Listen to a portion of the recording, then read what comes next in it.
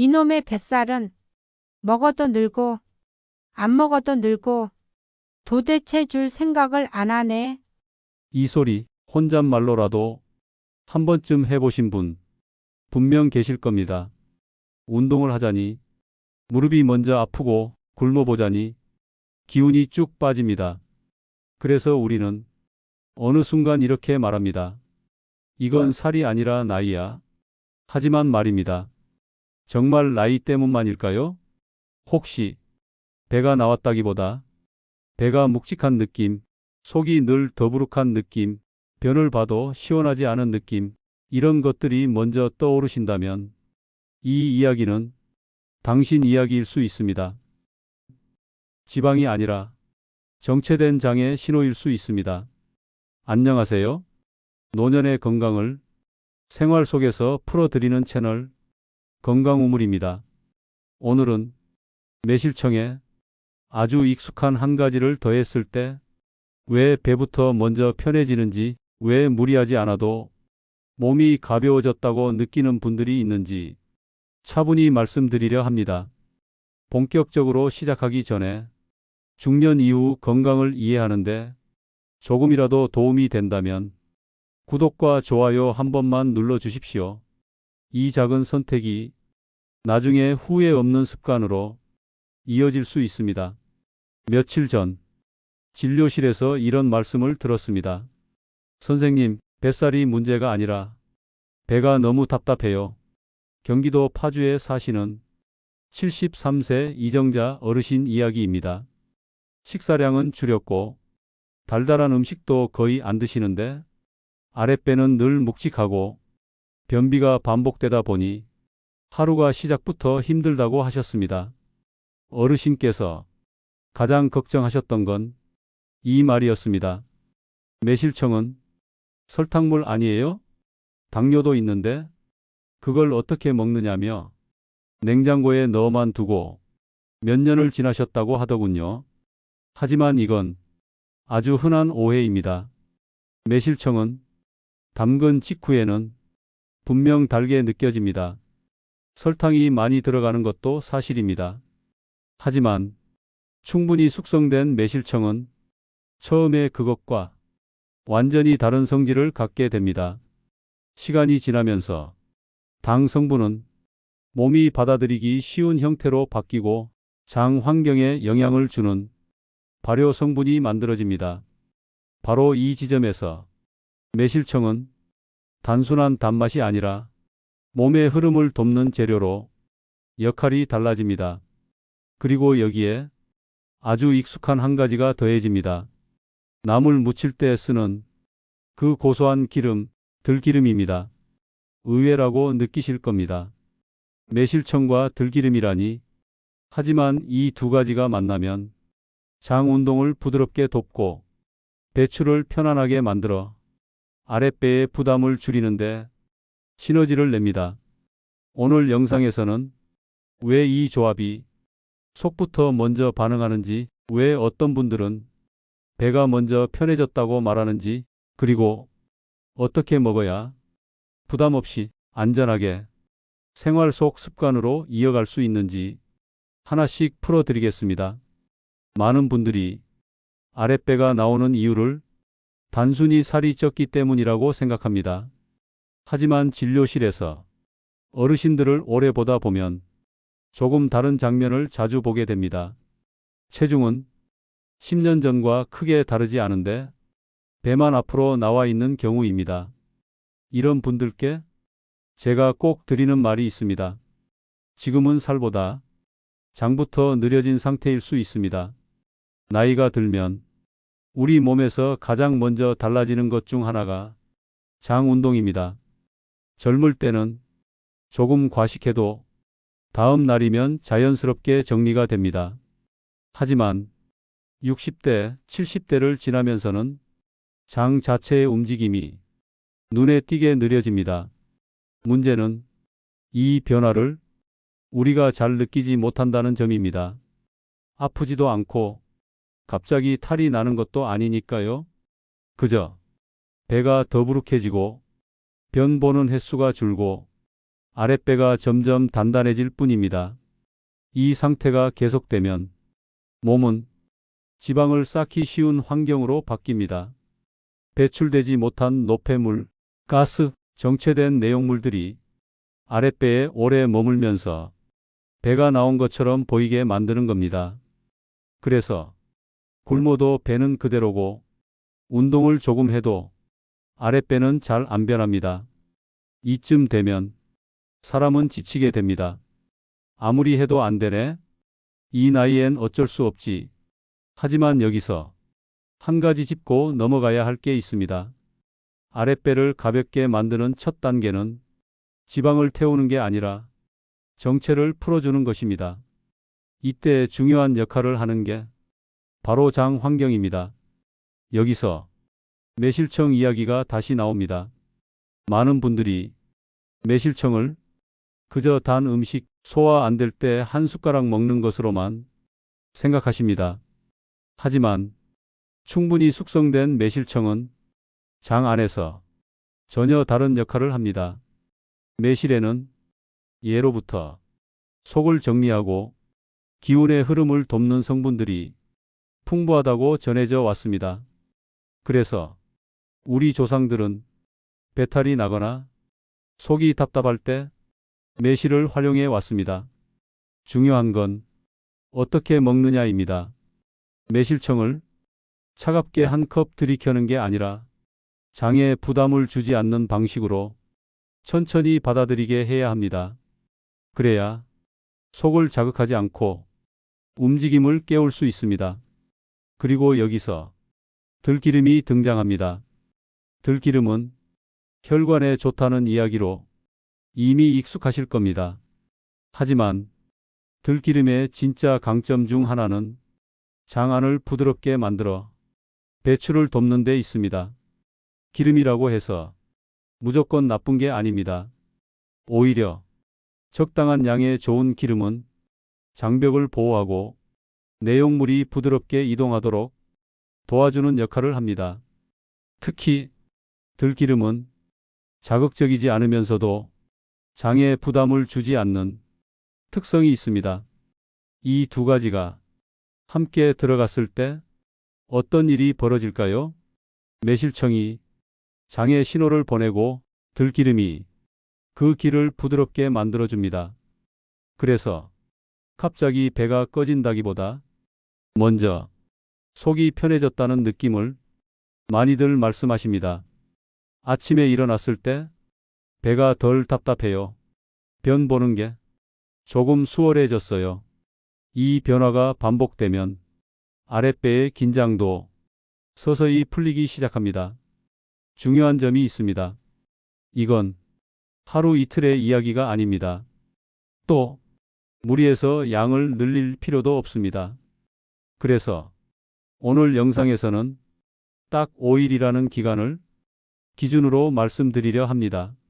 몸이 어떻게 반응하는지 스스로 느껴볼 수 있는 현실적인 기간이기 때문입니다. 다음 페이지에서는 이 조합을 언제, 어떤 방식으로 얼마나 먹어야 하는지, 그리고 주의해야 할 분들은 어떤 경우인지 구체적으로 말씀드리겠습니다. 지금까지의 내용이 내 이야기 같다 느껴지셨다면 다음 이야기는 더 중요합니다. 자, 이제 가장 많이들 궁금해하시는 부분입니다. 그럼 어떻게 먹어야 합니까? 이 질문에 저는 항상 이렇게 답합니다. 많이 말고, 세게 말고, 몸이 놀라지 않게. 아무리 좋은 재료라도 방식이 틀리면 오히려 부담이 됩니다. 먼저 매실청 이야기부터 하겠습니다. 중요한 기준은 반드시 숙성된 매실청입니다. 담근 지 얼마 안 된 매실청은 장에 자극이 될 수 있습니다. 최소 1년 이상, 가능하다면 2년 이상 숙성된 것이 좋습니다. 색이 너무 밝고 단맛이 강하게 느껴진다면 아직은 이 용도로 쓰기엔 이릅니다. 다음은 양입니다. 매실청은 한 번에 많이 먹는 음식이 아닙니다. 밥숟가락 기준으로 반 스푼에서 한 스푼, 이 이상은 필요 없습니다.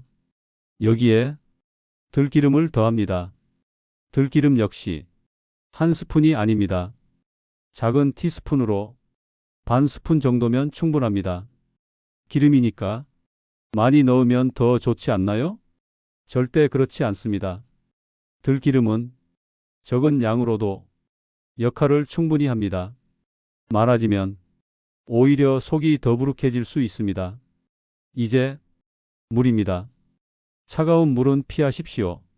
미지근하거나 따뜻한 물이 좋습니다. 뜨거울 필요는 없습니다. 체온보다 약간 낮은 정도면 충분합니다. 컵 한 잔 분량의 물에 매실청과 들기름을 넣고 잘 저어줍니다. 기름이 둥둥 떠 있어도 괜찮습니다. 억지로 섞으려 하지 마십시오. 이제 마시는 시간입니다. 가장 좋은 시간은 아침 공복입니다. 하지만 공복에 신계에 부담스러운 분들 분명 계십니다. 그런 분들은 절대 억지로 드시지 마십시오. 아침 식사 후 30분에서 1시간 사이 속이 안정된 뒤에 드셔도 충분합니다. 중요한 건 매일 같은 시간입니다. 장이라는 곳은 리듬에 민감합니다. 정해진 시간에 같은 신호를 주면 움직임도 조금씩 살아납니다. 여기서 한 가지 꼭 말씀드려야 할 점이 있습니다. 이 조합은 살을 빼는 약이 아닙니다. 처음 며칠은 체중 변화가 거의 없을 수도 있습니다. 대신 이런 변화들이 먼저 옵니다. 아침에 일어났을 때 배가 덜 빵빵하다. 화장실에서 머무는 시간이 짧아진다. 변을 보고 난 뒤 몸이 가볍게 느껴진다. 이 신호들이 보이면 몸은 제대로 반응하고 있는 겁니다. 5일 정도가 지나면 어떤 분들은 아랫배의 단단함이 조금씩 풀리는 느낌을 받습니다. 허리띠를 맸을 때 압박이 덜하다고 말씀하시는 분들도 계십니다. 다만 모든 분이 똑같이 반응하지는 않습니다. 그래서 중요한 게 주의사항입니다. 당뇨가 있으신 분들, 혈당 조절이 예민한 분들은 반 스푼 이하로 시작하십시오. 위염이나 역류 증상이 심한 분들은 반드시 식후에 드시고 몸 반응을 살펴보셔야 합니다. 그리고 절대 잊지 말아야 할 것, 매실씨는 절대 사용하지 않습니다. 시중에 판매되는 완제품 매실청이라면 씨가 제거된 상태이니 안심하셔도 됩니다. 직접 담근 매실청이라면 씨 제거 여부를 반드시 확인하십시오. 마신 뒤에는 입안을 한번 헹궈 주십시오. 매실의 산 성분은 치아에 오래 남으면 좋지 않을 수 있습니다. 이 정도만 지켜주셔도 안전하게 생활 습관으로 이어갈 수 있습니다. 여기까지 들으시면서 이런 생각 드셨을 수 있습니다. 결국 변비 얘기 아니냐? 그냥 배변이 좀 편해지는 거 아니냐? 반은 맞고 반은 아닙니다. 중요한 건 단순히 화장실을 가는 문제가 아니라 장 전체의 흐름입니다. 나이가 들면 장은 두 가지 변화를 겪습니다. 첫째, 움직임이 느려집니다. 둘째, 안쪽이 건조해지고 딱딱해지기 쉽습니다. 이 두 가지가 겹치면 배출이 어려워지고 아랫배는 늘 긴장된 상태로 굳어 있게 됩니다. 이 상태에서 아무리 걷고 아무리 덜 먹어도 배는 쉽게 변하지 않습니다. 그래서 우리는 방향을 바꿔야 합니다. 빼는 게 아니라 풀어주는 쪽으로 말입니다. 매실청이 하는 역할은 바로 여기 있습니다. 숙성된 매실청은 장에 들어가면 강하게 자극하지 않습니다. 대신 속의 환경을 조금 부드럽게 바꾸는 신호를 보냅니다. 장 안에 정체돼 있던 내용물들이 움직일 준비를 하도록 도와주는 역할입니다. 그리고 여기서 들기름이 이어받습니다. 들기름은 윤활유 같은 역할을 합니다. 마찰을 줄이고 딱딱해진 흐름을 부드럽게 만듭니다. 그래서 매실청만 단독으로 먹었을 때보다 들기름이 함께 들어갔을 때 변이 훨씬 수월해졌다는 이야기가 나옵니다. 중요한 건 이 과정이 몸을 억지로 밀어붙이지 않는다는 점입니다. 설사를 유도하지도 않고 복통을 만들지도 않습니다. 그저 잠자고 있던 흐름을 살짝 깨워주는 정도입니다. 그래서 어르신들께 상대적으로 부담이 적습니다. 이제 여기서 한 단계 더 나아가 몸 상태에 따라 선택할 수 있는 방향을 말씀드리겠습니다. 사람마다 불편한 지점이 다르기 때문입니다. 먼저 만성 피로가 심한 분들입니다. 아침에 일어나도 개운하지 않고 몸이 늘 무거운 분들, 이런 경우에는 매실청과 들기름 기본 조합에 식초를 아주 소량 더하는 분들도 있습니다. 단, 이건 선택입니다. 식초는 반드시 소량이어야 하고 위가 예민한 분들은 절대 무리하지 마십시오. 다음은 손발이 차고 속이 냉한 분들입니다. 이런 분들은 장 운동이 특히 느립니다. 이 경우에는 계피를 활용하는 방법도 있습니다. 가루를 넣는 게 아니라 따뜻한 계피차를 물 대신 사용하는 방식입니다. 매실청과 들기름을 계피차에 타서 마시는 겁니다. 몸을 덮이는 방향으로 흐름을 돕는 방식입니다. 하지만 고혈압이나 열이 많은 체질인 분들은 계피는 피하셔야 합니다. 여기서 꼭 강조하고 싶은 말이 있습니다. 모든 조합을 다 할 필요는 없습니다. 기본은 매실청과 들기름입니다.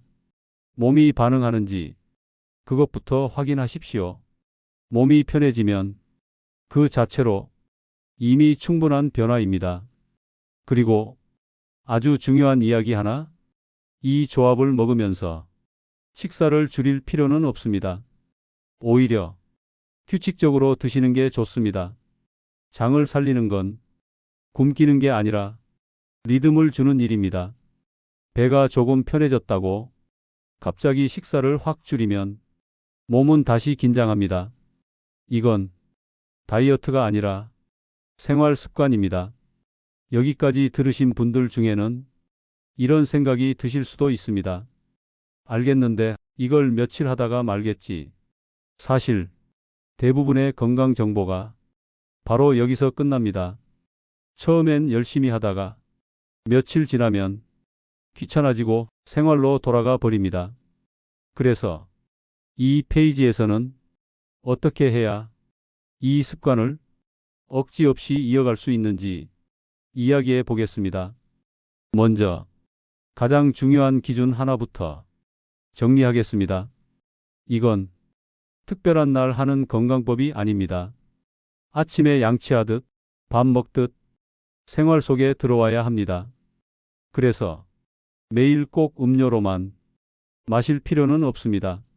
매실청은 생각보다 활용할 수 있는 방법이 많습니다. 예를 하나 들어보겠습니다. 아침에 국이나 미음, 죽을 드시는 분들, 이때 국물이 너무 밋밋하면 소금 대신 매실청을 아주 소량 넣어 보십시오. 단맛이 아니라 맛이 정리되는 느낌을 받으실 겁니다. 나물 무칠 때도 마찬가지입니다. 들기름을 쓰는 나물에 매실청을 정말 조금만 더해 보십시오. 설탕을 넣지 않아도 맛이 살아나고 속이 더 편해졌다고 말씀하시는 분들이 많습니다. 이렇게 음식 속에 자연스럽게 들어가면 굳이 오늘도 챙겨 먹어야지 생각하지 않아도 됩니다. 습관은 의지가 아니라 환경에서 만들어집니다. 냉장고 문을 열었을 때 보이는 자리에 매실청을 두는 것만으로도 잊지 않게 됩니다. 여기서 많이들 묻는 질문이 하나 있습니다. 그럼 평생 먹어야 합니까? 아닙니다.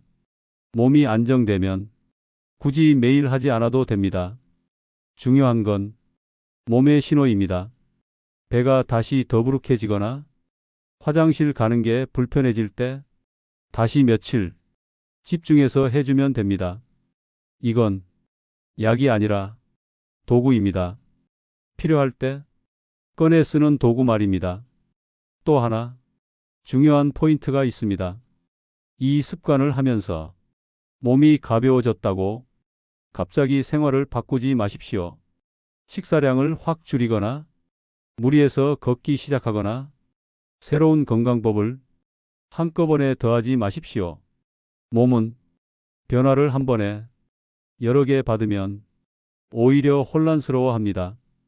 하나가 안정되면 그 다음을 생각해도 늦지 않습니다. 그리고 이 조합을 하면서 이런 변화를 느끼는 분들이 있습니다. 잠자리가 편해졌다. 아침에 배가 덜 빵빵하다. 옷이 덜 조인다. 이때 가장 조심해야 할 게 욕심입니다. 더 하면 더 좋아지겠지.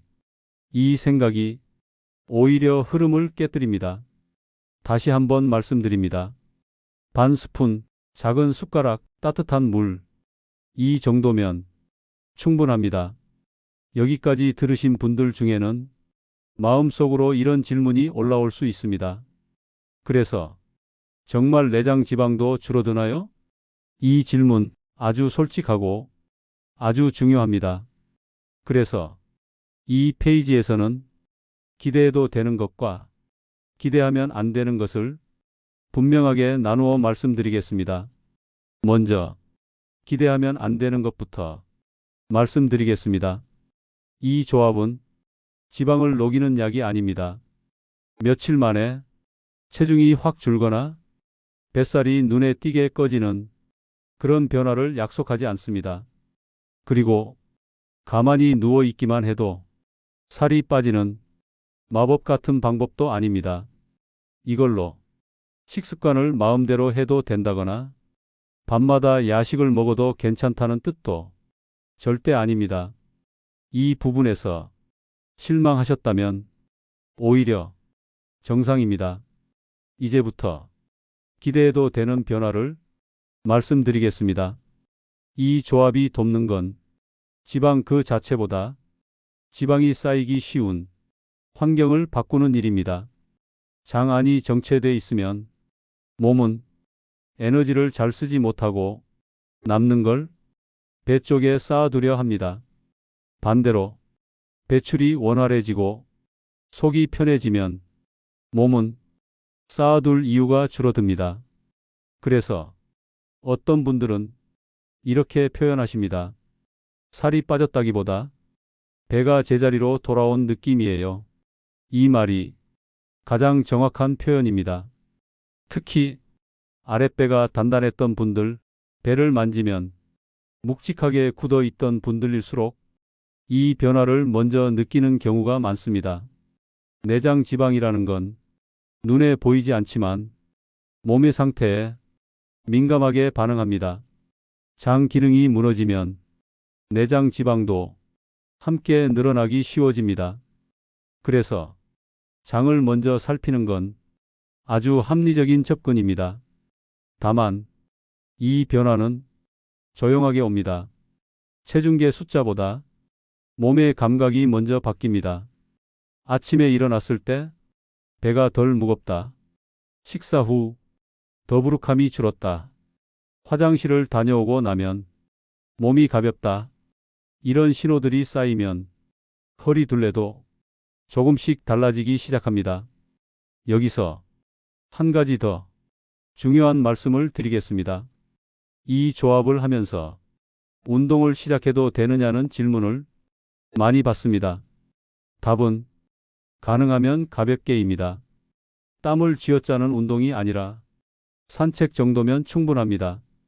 장 흐름이 살아난 상태에서 가벼운 움직임이 더해지면 몸은 훨씬 효율적으로 반응합니다. 하지만 운동이 부담스러운 분들은 억지로 하지 않으셔도 됩니다.